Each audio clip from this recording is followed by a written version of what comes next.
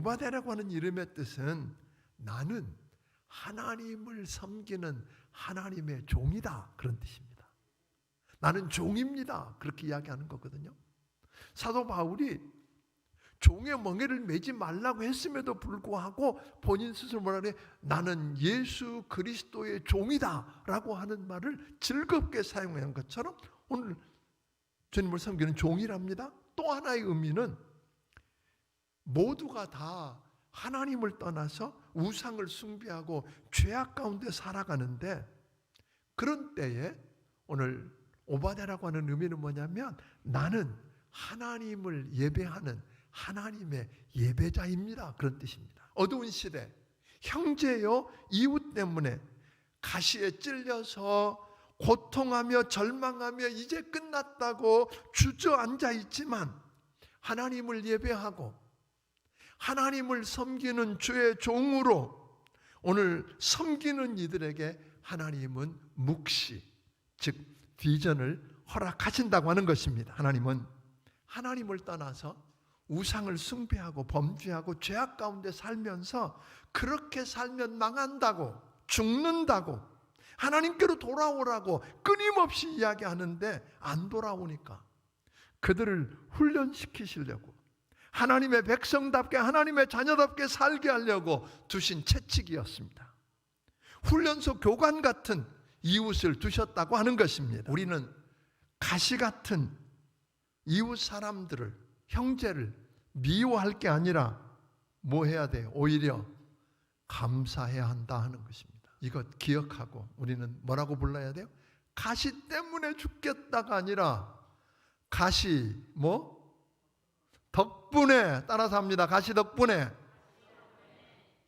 하나님이 나를 하나님이 기뻐하시는 사람으로 빚으시고 하나님의 축복을 경험할 만한 그릇을 만드시고 하는 거라고 하는 거예요. 2절은 그들에게 말하기를 내가 너 그렇게 교만하고 강하다고 그러고 가졌다고 그러지 내가 너를 매우 작게 만들고, 누가 하셨어요?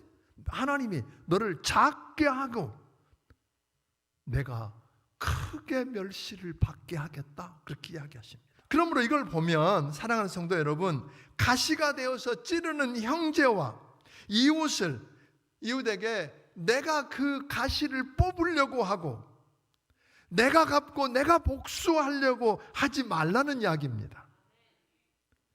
그들이 아무리 가시가 되어서 괴롭히고 힘들게 하더라도, 그들이 아무리 득세한다고 하더라도 그들에게 신경 쓰지 말라고 말합니다.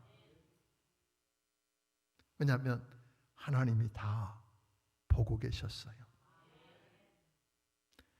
나는 그냥 하나님을 예배하는 예배자로, 하나님을 섬기는 하나님의 종으로 서 있으면 우리 주님이 갚으실 것입니다. 영원할 것 같은데 여러분 기한을 정해놓았다는 거 잊지 않게 되기를 주의 이름으로 축원합니다. 대접을 받고자 하는 대로 너희는 먼저 다른 사람을 대접하라고, 남을 대접하라고 황금률에서 말씀을 하신 것입니다. 우리 주님이 세상을 심판하시는 그 주의 날, 그날이 오면 우리 하나님은 공의의 하나님이시기 때문에 저들을 행한 대로 갚으시고 심판하실 것입니다. 그러나 동시에 우리 하나님은 은혜의 하나님이시기 때문에 오늘 여러분 주의 백성인 그의 자녀들을 피할 자가 되게 할 것입니다. 남은 자가 되게 할 것입니다. 그리고 그냥 남게만 하는 게 아니라 기업을 누리는 회복을 약속해 주셨어요. 여러분이 불이 되고 불꽃이 되어서 지푸라기 같은 저들을 다 태워버리시는데 남은 자가 없게 하시겠답니다. 아멘. 그리고 우리 하나님이 남은 땅들을 다 회복하게 하시고, 그리고는 21절 마지막에 보니까 그렇게 이야기했어요. 나라가 여호와께 속하니라. 그 말은 무슨 말이에요? 하나님이 주권, 모든 역사의 주인은 하나님이시다 이 말입니다.